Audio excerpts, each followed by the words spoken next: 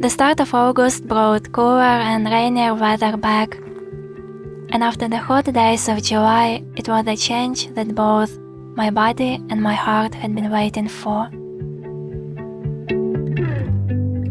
If I had to describe August in just one word, I'd say that it feels like home. That feeling comes with the scent of dust and soil just before the first heavy drops of rain touch the ground, with the breath of cool fresh air in the early morning, and with the taste of berries eaten straight from the forest ground. August is the time when blueberries are at their peak. Picking blueberries is one of my most vivid memories from my home and childhood. Not because I loved it, in truth I didn't. Where I grew up, blueberry season meant whole days spent bent over the low green bushes.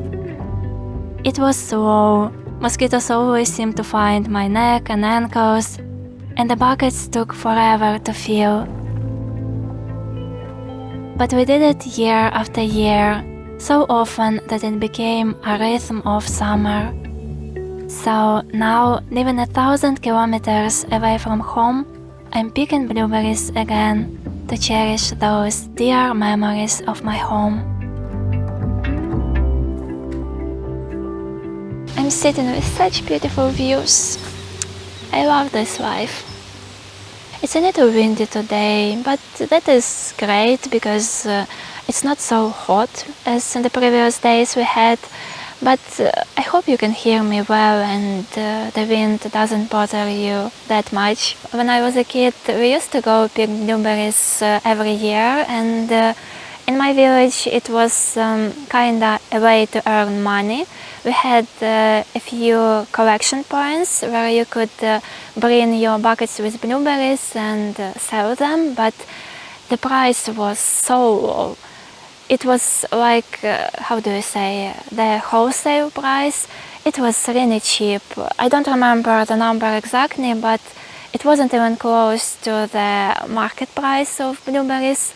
But still, so many people went for blueberries just to earn some extra money. We had lots of forests. It was wild, and the blueberries were everywhere. And you can imagine that halfway through season there was almost no blueberries left because people had picked them all and sold them.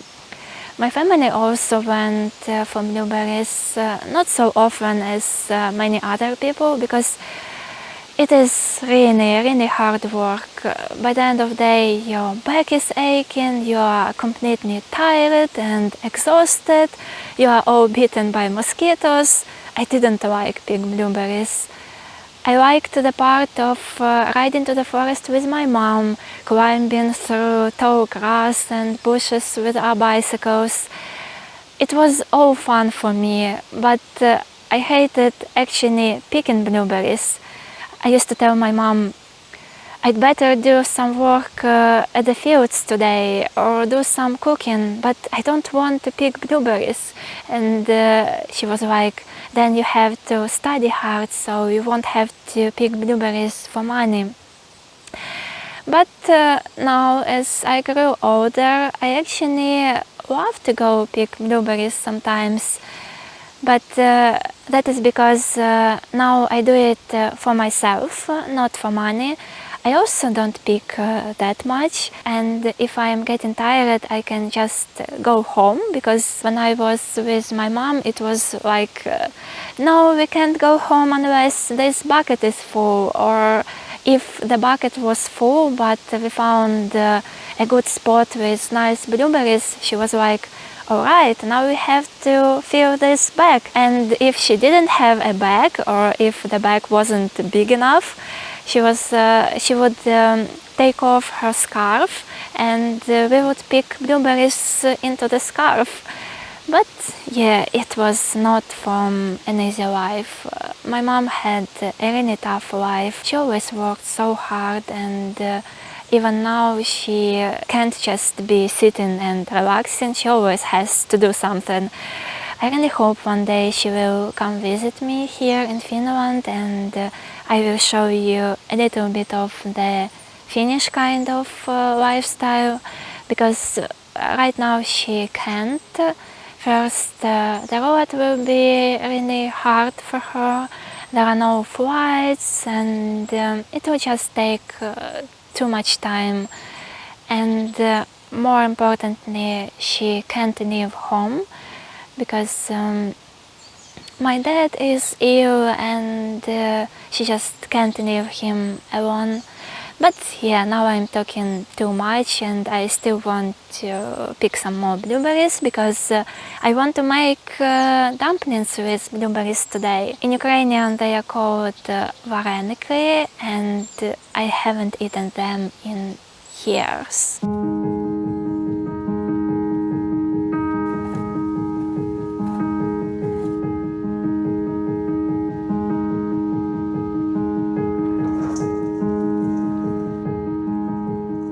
Alright, hi again, and welcome to my kitchen.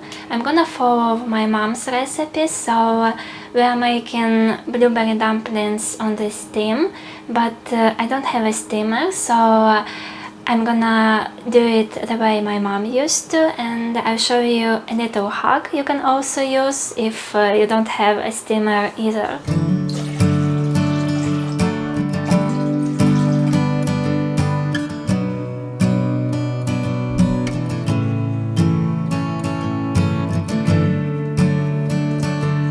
So you should have something like this, and then you need a simple bowl of the right size, just to cover the pan so it will keep the steam inside. And just like that, your steamer is ready. I want to note that it's better to use a very thin fabric. Maybe if you have a cheesecloth, or my mom used a gauze, if I pronounced it correctly, you know, the white fabric you can buy in the pharmacy. I'm using a simple piece of cotton, and I hope it's gonna be alright. To make soft and fluffy dough you need kefir.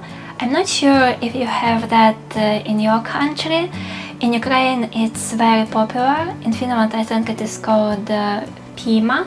This is what I could find. Basically it's fermented milk, kinda like a yogurt, but more sour, and it's also very good for your stomach and digestion overall because it has some beneficial bacteria. So you need that kefir for the dough, and the rest of ingredients are very basic. Well, it is kinda similar to what we have in Ukraine. Not the same, but very similar.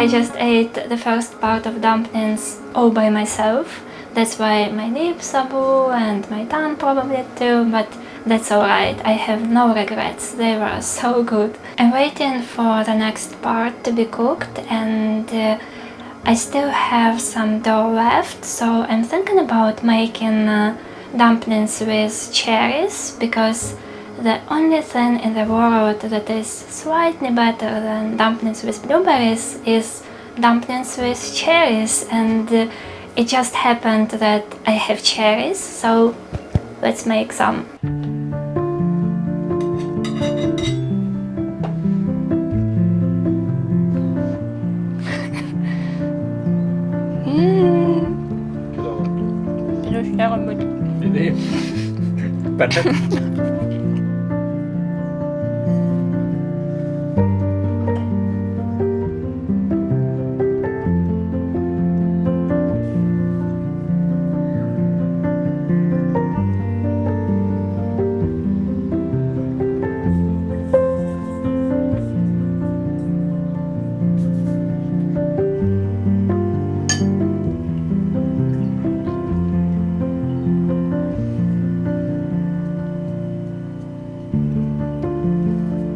I will write the recipe in the description to this video, and you can also use any berries you want, and I promise you they will be delicious. I just remembered that we also used to make dumplings with strawberries, and you can imagine how good they are.